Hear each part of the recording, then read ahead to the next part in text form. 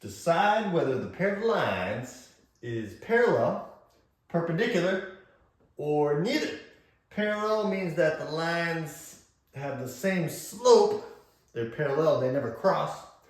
Perpendicular is when the lines cross at 90 degrees. That's when the slopes are opposite reciprocals, opposite signs, and they're reciprocals of each other. And neither would be neither of the case.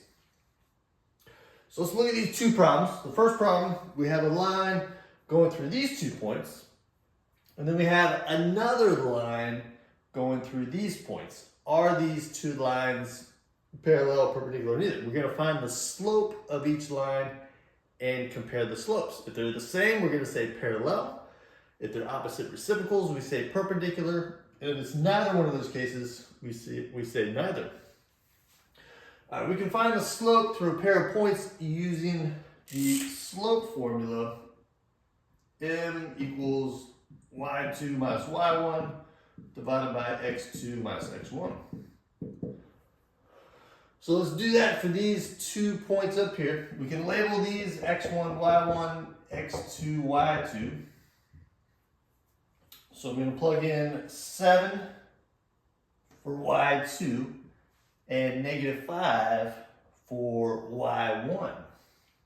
So it'll be 7 minus -5 in the numerator.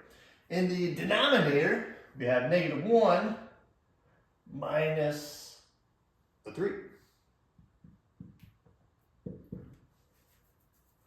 This is minus a negative number, that's plus, it turns into plus, so this is really 7 plus 5, which is 12. And in the denominator, we have -1 minus 3. That's the same thing as -1 plus a -3. Adding 2 negative numbers, you add them together and make it negative. And 12 divided by -4 is going to be -3. So the slope of the first line is -3. Now we're going to find the slope of the second line. Using the same formula, y2 minus y1 divided by x2 minus x1. We can do the same thing. We can label these guys again. All right, this time on top, I'm going to have 11 minus a -13. And in the denominator, we're going to have -2 minus 6. So up top, that's 11 minus a -13. That's 11 plus 13. That's 24. And in the denominator, -2 minus 6 is -8. And a positive number divided by a negative number is negative. 24 divided by 8 is 3, so this is going to be -3. All right, now we compare the two slopes. They are the same number for the slopes. That is the parallel situation. So these two lines are parallel. All right, let's look at problem number 2. We have two lines in equation form. We can find the slope of those by putting them in slope-intercept form. So what we're going to do here, we're going to solve each of these equations for y, and then we can read off the coefficient on the x term to get the slopes. All right, so here I'm going to solve for y. I'm going to get rid of this 3x first. I'm going to subtract 3x on both sides. So on the left, the 3x is canceled, and I have a -2y. On the right-hand side, I'm going to put the minus 3x, the -3x term in front,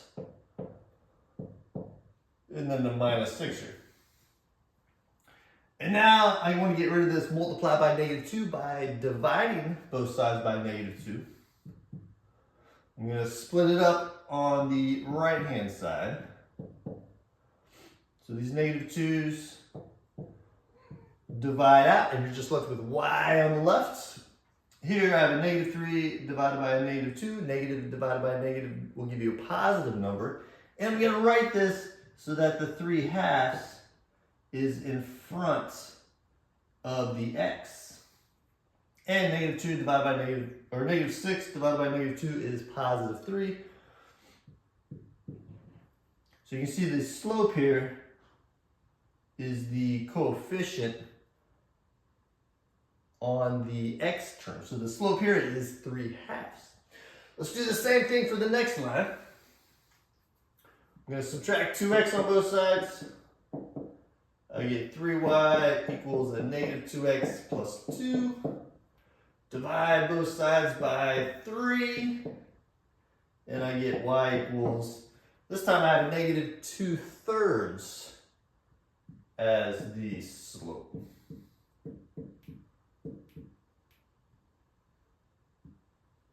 So remember, you want to compare the slopes to determine whether they are perpendicular, parallel, or neither. Now these slopes, they have opposite signs. One's positive, one's negative, and they are reciprocals of each other. If you take the reciprocal of 3/2, you flip the fraction to get 2/3. So they have to follow those two conditions to be perpendicular. Opposite signs and reciprocals. And that's what's going on here. So this situation, the two lines are perpendicular.